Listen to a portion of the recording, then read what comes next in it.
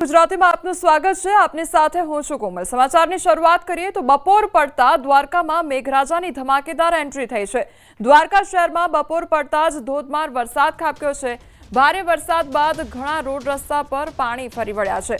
તો બપોરના સમયગાળા બાદ દ્વારકા વિસ્તારમાં સતત ધોધમાર વરસાદ વરસી રહ્યો છે, જેનાથી લોકોને ગરમીથી આંશિક રાહત પ્રાપ્ત થઈ છે। તો દ્વારકાની આ તસવીરો સામે આવી છે કે જ્યાં સતત ધોધમાર વરસાદ વરસવાને કારણે રોડ રસ્તા પર નદીઓ વહેતી હોય તે પ્રકારના દ્રશ્યો સર્જાયા છે।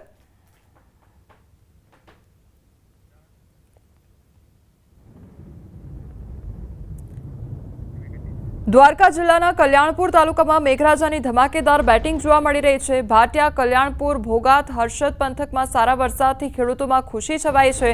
ભાટિયા આસપાસ વિસ્તારમાં 2 ઇંચ જેટલો વરસાદ ખાબક્યો છે। તો ભાટિયામાં મેઘરાજાની તોફાની બેટિંગથી ગામની મુખ્ય બજારોમાંથી પાણી વહેતા થયા છે। દ્વારકાના કલ્યાણપુર તાલુકાના લાંબા ગામે ધોધમાર વરસાદ ખાબક્યો છે। મેઘરાજાની તોફાની બેટિંગથી ચારે તરફ પાણી જોવા મળી રહ્યું છે। મેઘરાજાની તોફાની બેટિંગથી લાંબા ગામની બજારો ધસમસતા પાણીમાં પૂર વહેતા હોય તે પ્રકારની પરિસ્થિતિ સર્જાઈ છે। 2 ઇંચ જેટલા વરસાદથી ગામની બજારોમાં નદી જેવા દ્રશ્યો સર્જાયા। તો લાંબા ગામે લોકોના ઘરોમાં પાણી ઘૂસી ગયા છે। ભારે વરસાદથી લોકોની ઘરવખરી પાણીમાં તણાઈ ગઈ છે। તો લાંબા ગામની બજારોમાં ગોઠણસમા પાણી જોવા મળી રહ્યા છે। તો કલ્યાણપુરના દ્રશ્યો સામે આવ્યા છે કે જ્યાં સતત વરસાદ વરસવાને કારણે ઠેર ઠેર પાણી ભરાઈ ગયા છે। રોડ રસ્તા પર પાણી ભરાઈ ગયા છે। લોકોના ઘરોમાં પણ પાણી ઘૂસી ગયા છે અને તેના કારણે લોકોની જે ઘરની ઘરવખરી છે તે પણ પાણીમાં તણાઈ હોય તે પ્રકારની તસવીરો સામે આવી છે। તો સતત વરસાદ વરસવાને કારણે લોકોને હાલાકી વેઠવાનો વારો આવ્યો છે। દેવભૂમિ દ્વારકાના કલ્યાણપુર તાલુકામાં વરસાદની ધમાકેદાર એન્ટ્રી થઈ છે। રાવલ ગામે ભારે વરસાદથી રસ્તા પર પાણી ફરી વળ્યા છે। માર્ગો પર નદી વહેતી હોય તેવા દ્રશ્યો સામે આવ્યા છે। તો રાવલના આઝાદ ચોક, રામાપીર ચોક, શાક માર્કેટ, બસ સ્ટેશન સહિતના વિસ્તારોમાં પાણી વહેતા થયા છે। બોટાદ જિલ્લાના બરવાળા પંથકના વાતાવરણમાં એકાએક પલટો આવ્યો છે। બરવાળા પંથકમાં કાળા ડિબાંગ વાદળો ઘેરાયા બાદ વરસાદ ખાબક્યો છે। તો વીજળીના કડાકા ભડાકા અને ગાજવીજ સાથે તેમજ પવન સાથે વરસી રહ્યો છે વરસાદ। બરવાળા શહેરના તમામ વિસ્તારોમાં વરસાદ ખાબકી રહ્યો છે। તો તાલુકાના કુંડળ, ટીમ્બલા, રોજીદ, નાવડા, ખમીદાણા, કાપડિયાળી સહિતના ગ્રામ્ય વિસ્તારોમાં વરસાદ ખાબક્યો છે।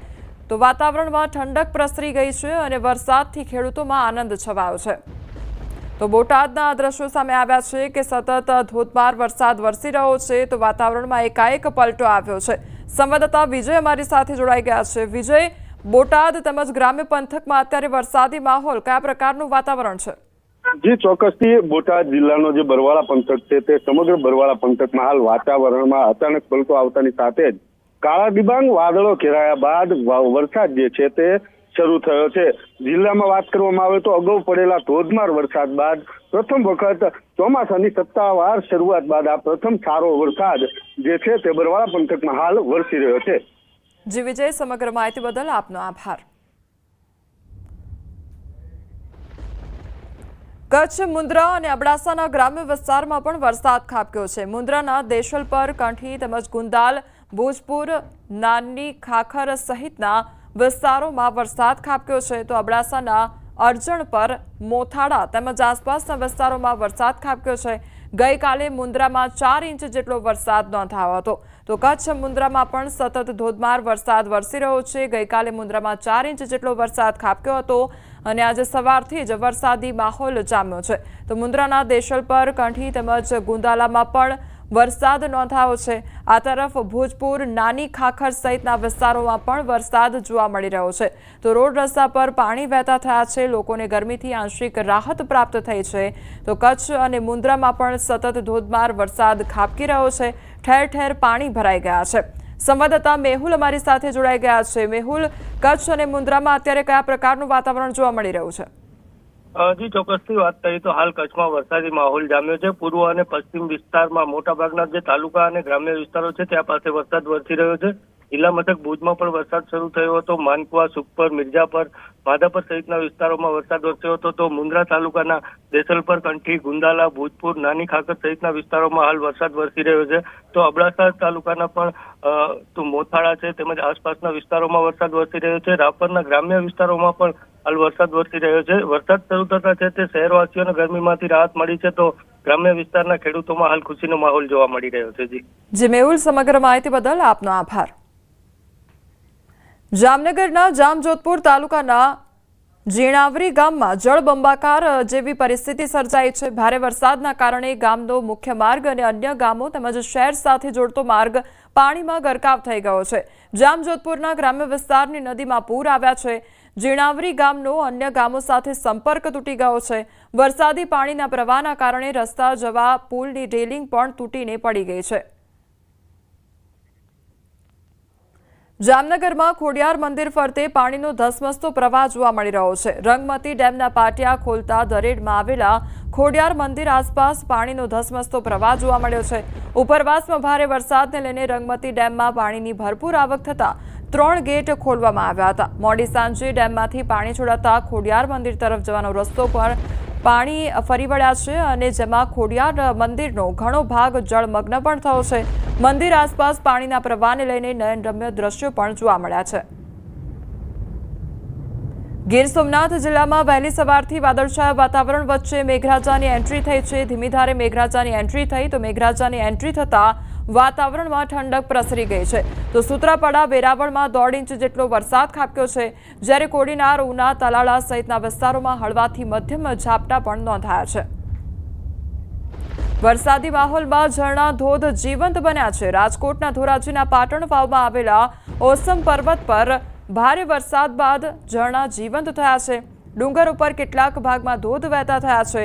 ચારે બાજુ લીલી હરિયાળી વચ્ચે ધોધ જીવંત બનતા જાણે પ્રકૃતિ સોળે કળાએ ખીલી ઉઠી હોય તેવા દ્રશ્યો ઊભા થયા છે। ઓસમ પર્વત ઉપર રહેલા ટપકેશ્વરમાં આવેલા ધોધનો અદ્ભુત નજારો જોવા મળ્યો છે। પર્વત નીચે આવેલા ધોબીપાટનો ધોધ વહેતો થતા પર્યટકો ધોધનો આનંદ માણી રહ્યા છે। કુદરતી સૌંદર્યથી ભરપૂર ડાંગ જિલ્લામાં ચોમાસાની ઋતુમાં પ્રકૃતિ સોળે કળાએ ખીલી ઉઠી છે, જેને માણવા પ્રવાસીઓ આતુરતાથી રાહ જોતા હોય છે। ખાસ કરીને શનિ રવિવારે વીકેન્ડ માણવા પ્રવાસીઓ અહીંયા આવતા હોય છે। તેમાં પણ ગિરમાળ ધોધ પ્રવાસીઓની પહેલી પસંદ બની રહ્યું છે। ચોમાસાની રાહ જોઈ બેઠેલા પ્રકૃતિ પ્રેમી પ્રવાસીઓ વરસાદના આગમન બાદ લીલીછમ વનરાજીથી ઘેરાયેલા ગીરા નદી પર આવેલા ગિરમાળ ધોધનો નજારો માણવા ઉમટી પડતા હોય છે। અંદાજે 100 મીટરની ઊંચાઈથી પડતો ગિરમાળ ધોધ પ્રવાસીઓને યાદગાર સંભાળણું બની રહ્યું છે। અહીંયાનું વાતાવરણ બી ખૂબ જ સરસ છે। ધીમો ધીમો વરસાદ આવે, ધોધ બી મસ્ત જોઈને આનંદ આવી જાય। અહીંયા નજીકમાં બી ઘણા બધા પ્રાકૃતિક સ્થળો છે જોવા માટે, જેમ કે યુટર્ન છે, જેમાં નદી આમ આખો યુટર્ન લે છે એવું દેખાય। પછી શબરીધામ છે, પછી તમે સાપુતારા જાઓ ત્યાં બી ખૂબ જ સરસ વાતાવરણ છે। વડોદરા શહેરમાં મેઘરાજાની ધમાકેદાર બેટિંગ જોવા મળી રહી છે। લાંબા સમયના વિરામ બાદ મેઘરાજા મન મૂકીને વરસ્યા છે। ભારે પવન સાથે તોફાની વરસાદ વરસતા લોકો અટવાઈ ગયા છે, તો શહેરના જુદા જુદા વિસ્તારમાં વરસાદી ઝાપટા અનુભવાયા છે। લાંબા સમય બાદ વરસાદ વરસતા અસહ્ય ગરમી અને ઉકળાટથી રાહત પ્રાપ્ત થઈ છે। લાંબા સમયના વિરામ બાદ ફરી એક વખત વડોદરા શહેરમાં મેઘરાજાએ પોતાની ધમાકેદાર બેટિંગ જે છે તે શરૂ કરી છે। દ્રશ્યો તમે જે જોઈ રહ્યા છો તે સયાજીગંજ વિસ્તારના દ્રશ્યો છે અને જોઈ શકાય છે કે ધોધમાર વરસાદ જે છે તે વરસી રહ્યો છે અને ભારે પવન જે છે તે ફૂંકાઈ રહ્યો છે। નાગરિકો પણ જોઈ શકાય છે કે ભારે વરસાદ અચાનક શરૂ થઈ જવાના કારણે કેટલાક નાગરિકો પણ અટવાઈ ગયા છે અને રસ્તા પર પરિસ્થિતિ જોઈ શકાય છે કે મેઘરાજા કઈ હદે પોતાની તોફાની બેટિંગ જે છે તે કરી રહ્યા છે। વડોદરાની વાત કરીએ તો અત્યારે વડોદરા શહેરમાં સાર્વત્રિક રીતે તોફાની વરસાદ જે છે તે વરસી રહ્યો છે અને જો જિલ્લાની વાત કરવામાં આવે તો વડોદરા શહેરના ગ્રામ્ય વિસ્તારમાં પણ આ જ રીતનો